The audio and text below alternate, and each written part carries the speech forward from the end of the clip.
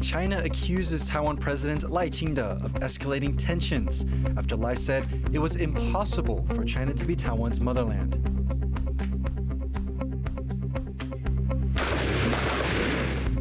Taiwan's military rolls out a new combat rifle, part of its plans to modernize in the face of China's rising threat. China targets French brandy in the latest move in a trade war with the EU. Plus, Hualien's tourism industry is still struggling to recover 6 months after a major earthquake.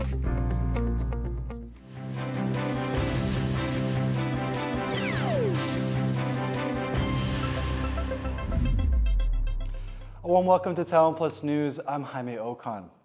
China is accusing Taiwan's President Lai Ching-te of escalating tensions. Beijing was responding to comments Lai made at a National Day concert over the weekend. Reese Ayers is live for us in Taipei with more on the rhetoric coming from both sides. Reese, what exactly has Beijing said? Just old wine in a new bottle is how China described what they called Lai Ching-te's Taiwan independence fallacy. China's Taiwan Affairs Council going on to say that Lai has sinister intentions of escalating hostility and confrontation between China and Taiwan. Taiwan quickly responded to those comments by saying that the Chinese Communist Party are simply not allowing any room for the survival of the Republic of China, which is Taiwan's official name. Now, this back and forth all started over the weekend during Taiwan's National Day concert when President Lai made some comments. He said it's impossible for China to become Taiwan's motherland because Taiwan has older political roots than China. Taiwan, or the Republic of China, is about to celebrate its 113th National Day, and it's that history that Lai was referring to, a history that actually predates Communist China, which is 75 years old, having just celebrated their 75th National Day on October 1st. Now, Reese, what's behind this back and forth between Beijing and Taipei? Well, the two sides are constantly trading blows with each other. The rhetoric tends to increase around times of political sensitivity, during election periods, inaugurations, or official or diplomatic visits. Beijing didn't like Taiwan's previous leader, Tsai Ing-wen, and they really openly dislike the current leader, Lai Ching-te, after his inauguration in May, accusing him of being a separatist and saying that he's inciting cross-strait confrontation and seeking independence.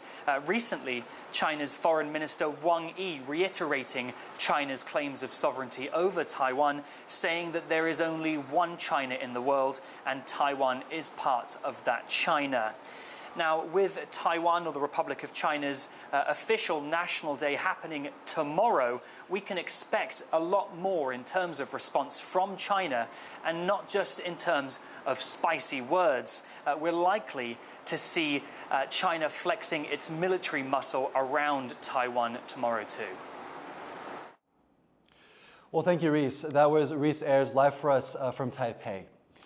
Taiwan has been showcasing a new domestically made rifle called the T-112. It's part of Taiwan's multi-billion-dollar effort to revamp and modernize its military in the face of rising threats from China. Rick Lau reports.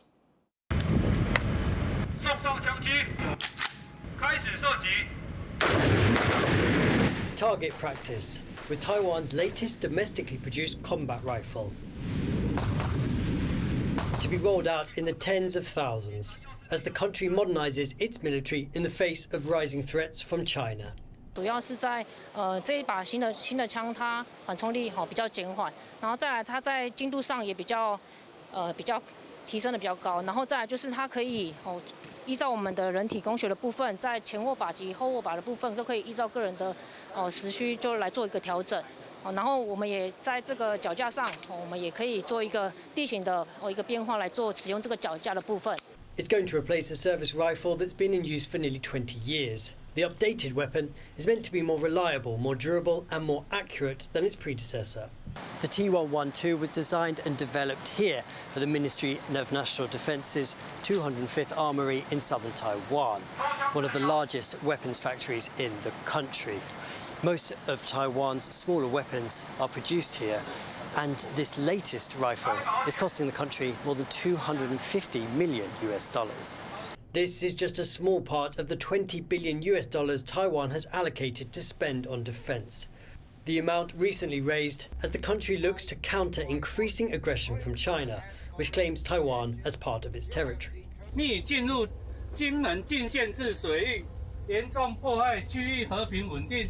Taipei has also lengthened conscription. The country is pursuing what's known as asymmetric warfare, strategically using weapons and other tactics that could help it ward off a foe that outguns and outmans it. 最重要还是我们说过的不对称的武器，就飞弹啦，或者是其他的无人机这些部分。那只是说这个 rifle 这个个人武器，也就是逐渐的渐进式的增加改善。 This rifle may soon be used by thousands of young Taiwanese as they enroll in mandatory military service. It's hoped that the new design will allow those conscripts to train more effectively and more quickly, preparing them for an eventuality when they might be called up to take up arms in defence of their country. Luffy Li and Rick Lowett in Kaohsiung for TaiwanPlus. Taiwan's exports hit a record high in September, up more than 4% from this time last year, thanks to strong global demand for artificial intelligence. Joyce Sung breaks down the numbers for us. Taiwan's exports have increased 4.5% from this time last year, totaling just over $40 billion. That's a record high for the month of September and also marks 11 consecutive months of year-on-year growth. The Finance Ministry has attributed this to the usual peak shipping season, but also strong continued demand of AI and high-performance computing. Taiwan's dominance in the advanced semiconductors and electronics that power these emerging technologies really proving valuable here. Economists tell me that they're expecting this growth to continue for quite some time. The full AI revolution is still unraveling. Tech stocks in the US, the hub for these innovations, are also recovering. And we're seeing more tech giants like Apple and Meta introduce AI into their devices and their platforms. And so Taiwan's chip makers will be kept busy providing the key tech for that.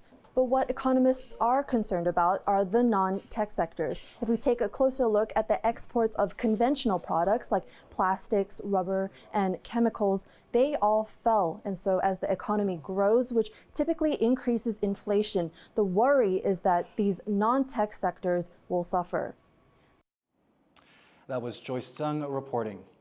TSMC has comfortably beat market forecasts for its third quarter revenues. The global chip giant posted about $23.6 billion in revenue from July to September. That sum was calculated from the firm's monthly data, which is only given in Taiwan's currency, the new Taiwan dollar. It represents 36.5% growth year on year. TSMC is the world's largest provider of advanced chips. China has imposed tariffs on European brandy, part of a growing tit-for-tat trade war with the EU. It comes just a week after EU member states voted in favor of levies on Chinese-made electric vehicles. Tiffany Wong reports. Revelers looking for a nightcap in China may soon notice a difference in their drinks. That's as bartenders look for alternatives to brandy after China imposed anti-dumping tariffs of over 30% on imports of the spirit from the European Union. If the price really goes up much more, I don't think we can keep on using a very expensive brandy. We'll actually choose something else. China says the anti-dumping measures are meant to promote fair competition between imports and domestic products. But they come less than a week after the EU backed tariffs of up to 45% on imports of Chinese-made electric vehicles, a move they say protects European automakers. Companies that sell French spirits took an especially hard hit after the brandy tariff was announced. The country provides 99% of brandy exports to China. And bar owners worry consumers might not be willing to pay higher prices for famous brands like Hennessy and Remy Martin. If you really ask the customers, do you really care for this specific brand to be in your drink, or would you rather be charged equal amount or a little bit less? I think everybody would have to answer the second one. The EU said it would challenge the anti-dumping measures at the World Trade Organization, calling it abuse of trade defense instruments. China's Commerce Ministry also hinted at potential tariffs on cars, pork, and dairy from the EU, leaving European countries wondering which industry will be hit next. This is the new reality. The EU has been unequipped for far too long to protect its interests. And now there is a time and maybe a momentum to push back, but also to do so collectively, so that not only sends a message to China, but it also deters and also creates a level playing field. China and the EU will have to strike a balance between fostering fair competition and protecting the local businesses bearing the brunt of tit-for-tat tariffs. Howard Zhang and Tiffany Wong for TaiwanPlus. The southern U.S. state of Florida is bracing for what could be its worst storm in a century. The mayor of Tampa, where the powerful storm is due to first hit, has issued a stark warning to residents: either leave or die. Rosie Greninger has the latest.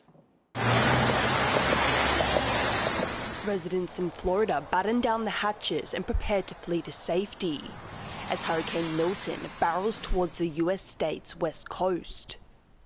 Highways have been packed with cars amid authorities' dire warnings to over 1 million people to evacuate. Well, we were ordered to evacuate, and if anybody knows anything about Florida, when you don't evacuate when you're ordered to, you can pretty much die. You know, they've had a lot of people here stay at their homes and they end up drowning, and you know, it's just not worth it. You know, the house can be replaced, the stuff can be replaced, so it's just better to get out of town. Milton is approaching the state with intense speed, transforming from a Category 1 storm into a top-level Category 5 in less than 24 hours, making it the third fastest intensifying storm on record in the Atlantic. As it passed the coast of Mexico, winds of 250 kilometers per hour were recorded, bringing serious flooding. Ahí está, las 2 de la mañana nos quitamos de la iglesia y venimos. Cuando venimos, todos los trastos se llevó. Ollas, sartenes, mesas, todo se me embarcó. Me llevó el refri, la tele. Todo se echó a perder. Todo me echó a perder. As the storm passed over Cuba, roads became waterlogged. But when it makes landfall in Florida, the impact is expected to be much worse. Authorities are warning Hurricane Milton will be potentially catastrophic, bringing storm surges of up to 4 meters and winds of over 270 kilometers per hour. And you're going to have structural damage to buildings. Some buildings will wash away. Evacuation routes will be quickly cut off. US President Joe Biden, who cancelled overseas trips to deal with the looming disaster, said it could be the worst storm to hit the region in a century, and urged people to heed evacuation orders before it's too late. If you're under evacuation orders, you should evacuate now. You should have already evacuated. It's a matter of life and death, and that's not hyperbole. It's a matter of life and death. The leader approving an emergency declaration and pledging life-saving resources in advance of the storm. Assistance that will be desperately needed in this region, devastated less than a week ago by Hurricane Hualien. Dolphine Chen and Rosie Greninger for TaiwanPlus. Coming up after the break, Taiwan's presidential office dazzles with an animated National Day light show.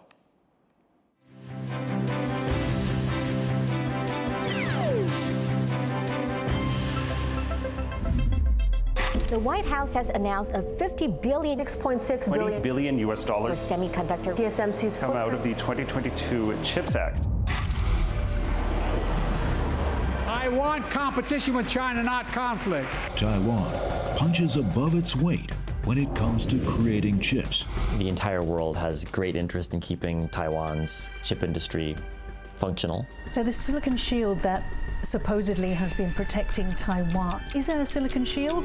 We take an exclusive look inside one of the 7 chip design firms picked to make India a semiconductor giant. How many years the TSMC can still maintain its competitive edge? People here in Japan are calling it the TSMC shock. Why is Japan so eager to restore its past glory? What do you see as the next big shift in the semiconductor industry? Taiwan's take on global headlines. All that matters, TaiwanPlus.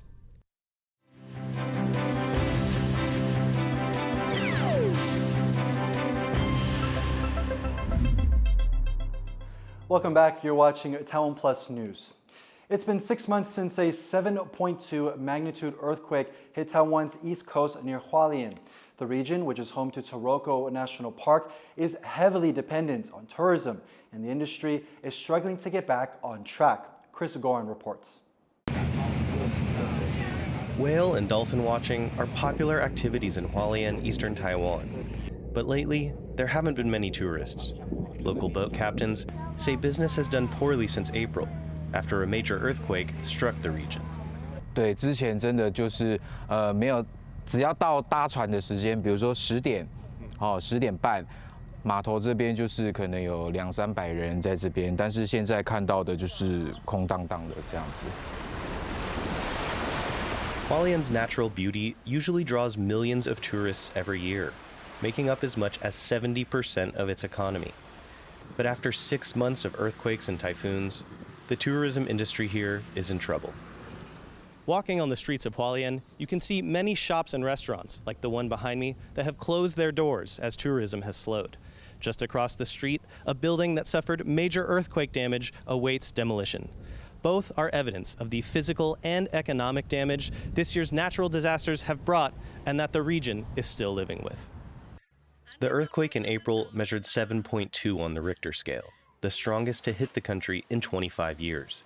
It left at least 18 people dead and damaged structures across the region. Repeated landslides cut transportation links and have devastated the region's biggest attraction, Taro National Park, which may not be fully reopened for years. Its lush green mountainsides now white from collapse. One of the hardest hit industries, hotels. Despite millions of US dollars in government-sponsored travel vouchers, incentives, and subsidies, with some rooms being offered practically free of charge, the occupancy rate in Hualien has dropped to an all-time low. 那其实我们在地震之前或是台风之前，花莲的平均住宿率大概都有55%左右哈，但是到目前为止，大概还是只有20%左右的住宿率。那所以代表我们还有一大段努力的空间，好，可以用更多的方式，大家尽力的，好去吸引客人能够有意愿来到花莲。The central government approved almost $900 million in post-earthquake reconstruction and relief funds earlier this year. But that's done little to help those whose businesses have shut down. Several business owners and workers now relying on charity to get by. This restaurant, run by a local organization, is providing jobs for those affected by the quake. 现在总会在04、03地震发生的时候啊，我们这边也是成为灾民的安置避难所，所以我们在想说，他们住在这里，我们还可以提供什么样子的协助？那因为我们有这些像是餐厅、像是烘焙这一些的场域，所以我们就用以工代赈。在我们这边工作的场域的人数其实不多，大概只有3、4位左右，就直接在这边做比较直接在这边工作的人。但在地震之后，我们现在目前有26个伙伴，就是以工代赈的人员在这边工作。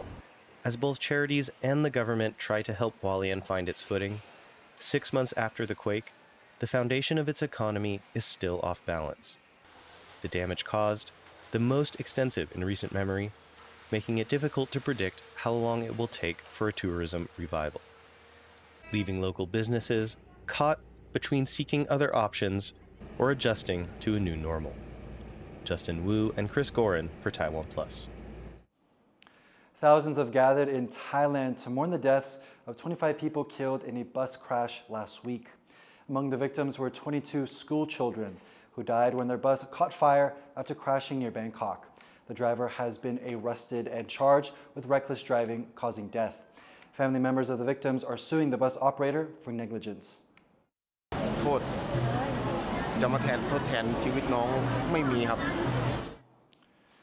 Thailand has one of the highest traffic mortality rates in Asia. North Korea's army says it will completely cut off road and railway links to South Korea.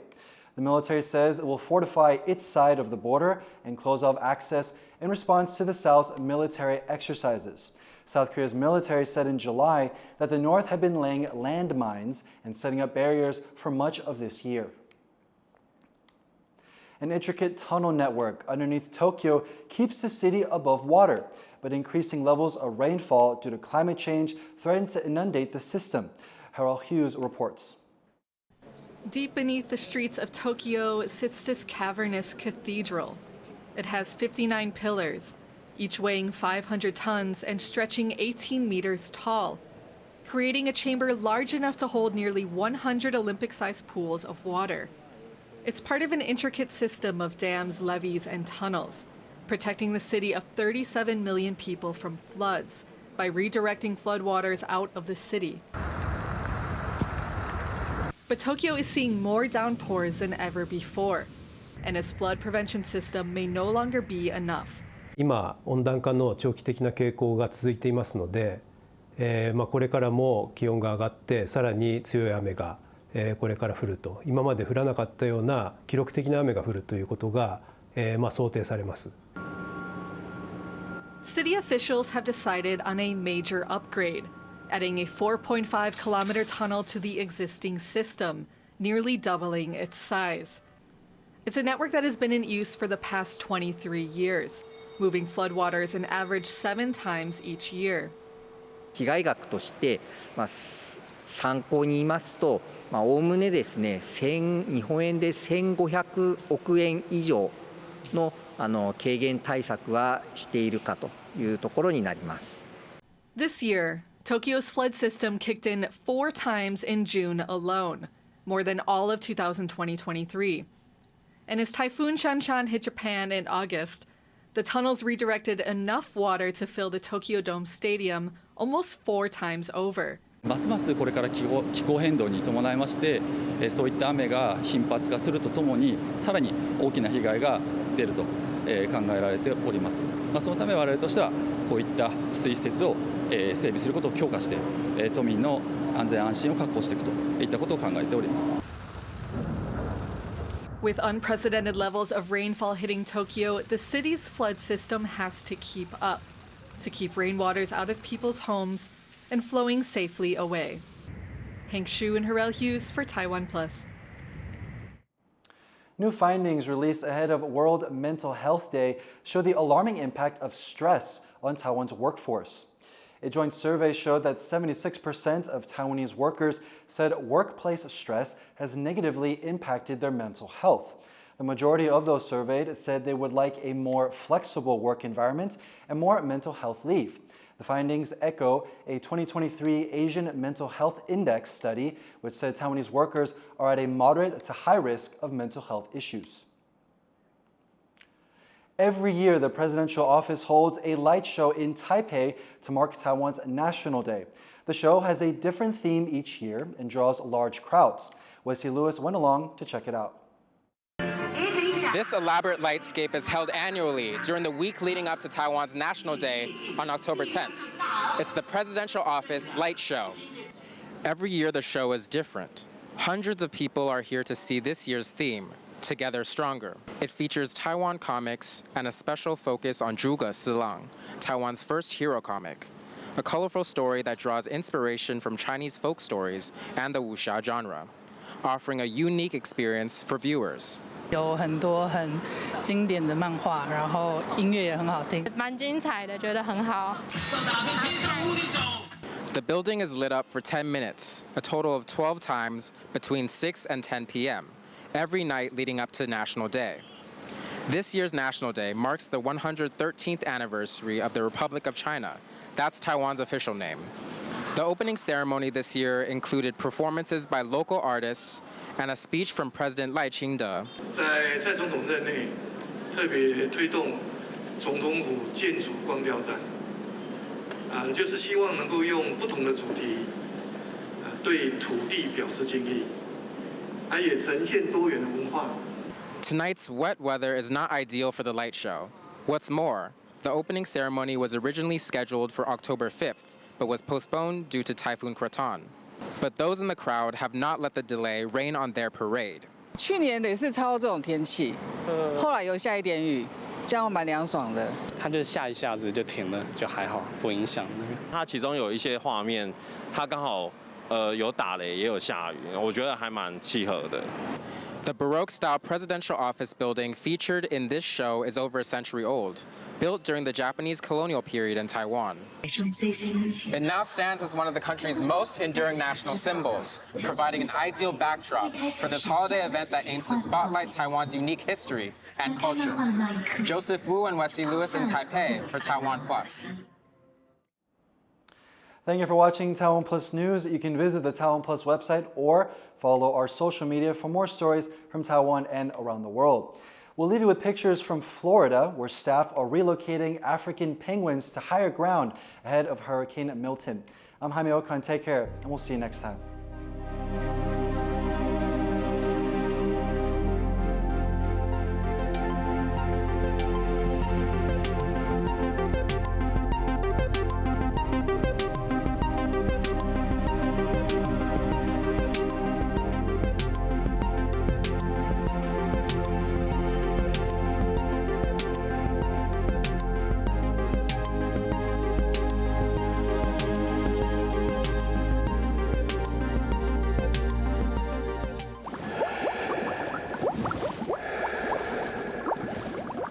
For more stories from Taiwan and the National Day, download the TaiwanPlus app.